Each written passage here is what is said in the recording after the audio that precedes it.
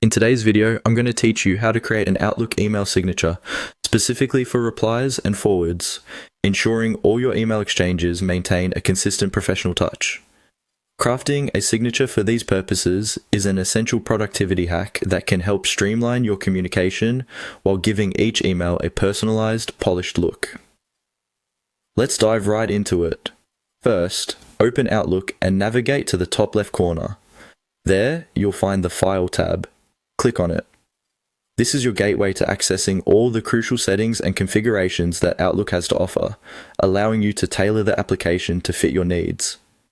Once in the File menu, look for Settings and click on that. It's important to remember that the Settings section is where you'll find options to customize and personalize various aspects of your account. Whether it be adjusting your email view or managing your account preferences, this is the place to do it. Now, you'll want to find the Account section and click on it.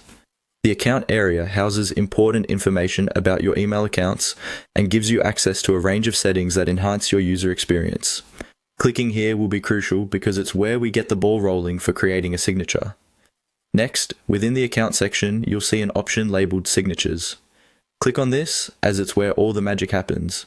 This is where you can create, edit, and manage your various email signatures. A good signature can help reflect your professionalism and give recipients all the necessary information in one glance. With the Signatures menu open, proceed by clicking on Add Signature. This is where you'll begin crafting a new signature. Think of this section as your canvas. Now's your chance to be creative and design a signature that represents you or your brand perfectly. After clicking to add a new signature, you'll be prompted to type in a signature name. Go ahead and enter something that helps you easily recognize this particular signature. Naming it could be as simple as Reply Signature to keep things straightforward.